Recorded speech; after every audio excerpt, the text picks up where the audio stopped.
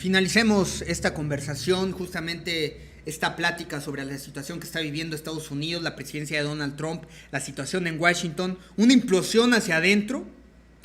por la crisis que ya hemos planteado entre el propio Estado norteamericano y lo que se está viviendo en términos económicos, financieros y la pérdida de capacidad en sus rubros vitales, militar, económico, por supuesto tecnológico y cultural. ¿Dónde está la cultura de los Estados Unidos de Norteamérica? En una situación donde han vivido una enorme crisis. Entonces, esta es una fase totalmente distinta que tenemos que comprender a raíz de la entrada de Donald Trump, a raíz del cambio sistemático también, una nueva dinámica en México, un acuerdo suscrito entre 3 países que frena intenciones específicas de parte de China con México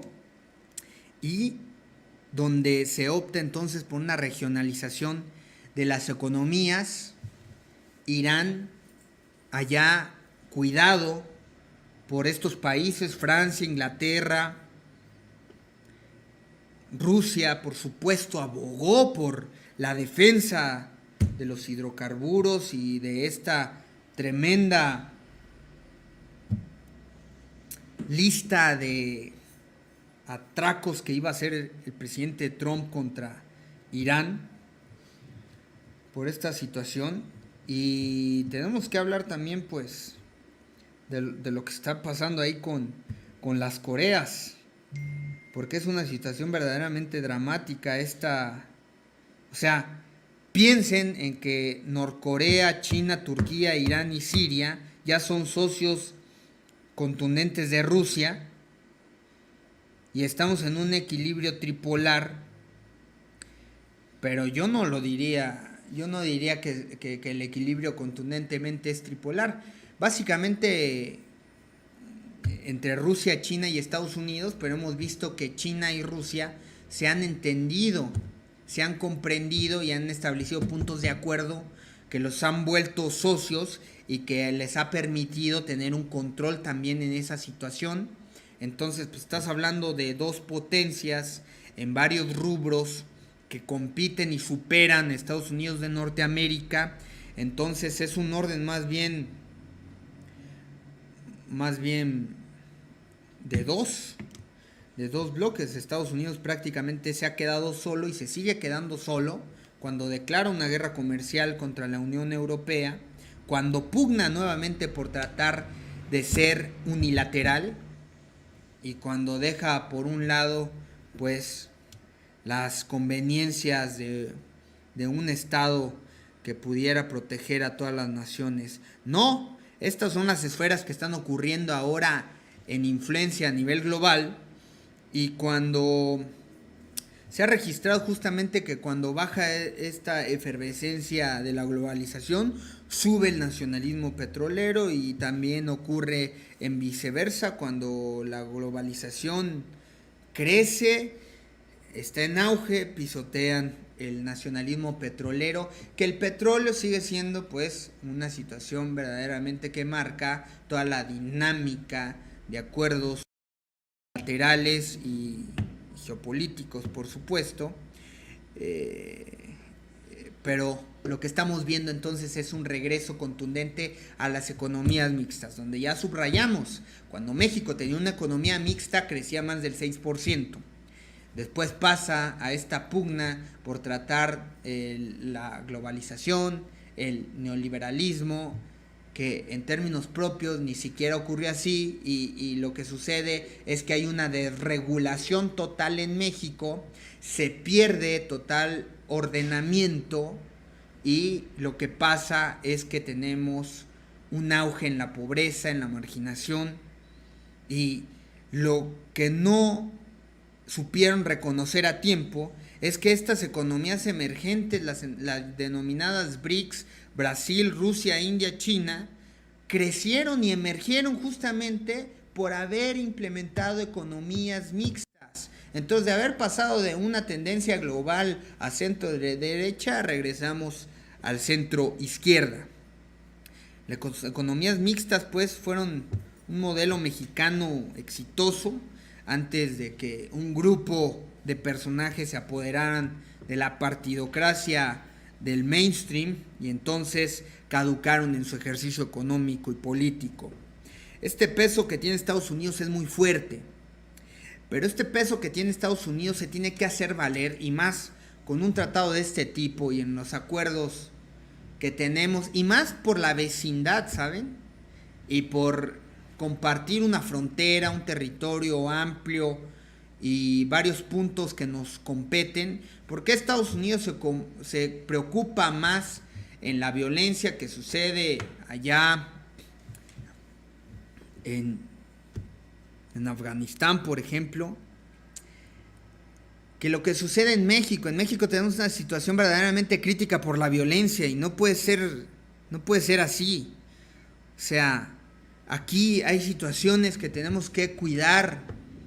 con fuerza, con una tremenda supervisión de nuestras cuestiones democráticas y de pacificación nacional.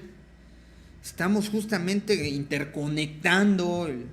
a Centroamérica, América del Sur, uno de los grandes países, Brasil, perteneciente a esta economía de las BRICS, pues, es también un vecino. Estamos en un continente americano y estamos padeciendo tremendas situaciones y se han querido mermar y se han querido frenar bajo las copias muy vulgares de otros planes que ya han sucedido, por ejemplo en el caso colombiano. Pero pues nos hemos dejado llevar por esa situación. Entonces, ¿qué es lo que se tiene que hacer hoy aquí? Pues regresamos a la economía mixta, pretendiendo que haya un desarrollo estabilizador humanista que se perdió en México cuando se crecía pues, al 6% al año en promedio. Justamente fue una bandera que usó Andrés Manuel López Obrador también de propaganda, de pues, si regresamos al pasado, en el pasado estábamos mejor, crecíamos más del 6%, ahora presumen 1-2% anual y tenemos una tremenda crisis de múltiples factores, entre ellos una falta de regulación del armamento, un auge del narcotráfico, una superación del narcotráfico ante el Estado, donde el narcotráfico ya es primer ingresos a nivel nacional, supera las remesas y el narcotráfico ya es toda una industria tecnológica que supera a la milicia mexicana, pues lo ha puesto en una crisis contundente, una situación verdaderamente dramática. Y ahí es donde se ubica México, en víspera de la entrada del presidente electo Andrés Manuel López Obrador, en una transición donde se suscribe y presume el presidente Enrique Peña Nieto de haber firmado pues este tratado de libre comercio que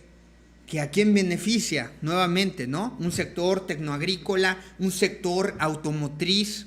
pero planteando bajo la premisa de que hay una importancia de parte del presidente Donald Trump de frenar la migración hacia su país. Una política contundente que ha puesto, pero para ello tienen que comprometerse a homologar salarios, homologar oportunidades, tener mismas condiciones de paz social, tener mismas condiciones de desarrollo estabilizador, de apostarle a un desarrollo humanista, de frenar el tremendo problema de salud pública que tiene Estados Unidos de Norteamérica. Por supuesto, pues son factores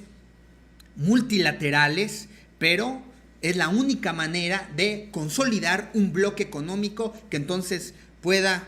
confrontar a la Unión Europea y todas las maniobras que están en juego ahora, con una situación diplomática verdaderamente crítica con China y Rusia, donde Rusia ha puesto medidas diplomáticas y ha puesto un liderazgo ya que le ha venido a resurgir y que ha venido a fortalecer los rubros vitales en milicia, en tecnología, en cultura y en economía. Están ya en términos muy parejos superando también en Internet, en múltiples factores. Ahí es donde se ubica México y justamente creo que son datos importantes que había que tener que estar mencionando, aparte del golpe de Estado que se está fraguando ahí en Washington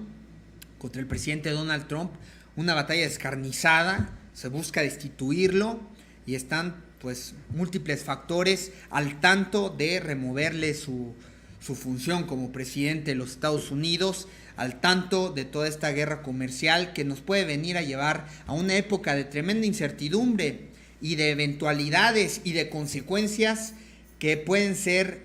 fatídicas, que pueden ser verdaderamente contraproducentes contra un orden de desarrollo estabilizador, pero ahora bajo una premisa y una pugna de regionalismos económicos, donde México pues ha puesto ya su suscripción en México, en América del Norte, por supuesto, un proyecto que ya se venía viniendo trabajando, pero no se había consolidado, y esperemos que esto marque las pautas, pero ahí está. Así que muchas gracias y con eso damos finalizado este capítulo. Hasta luego.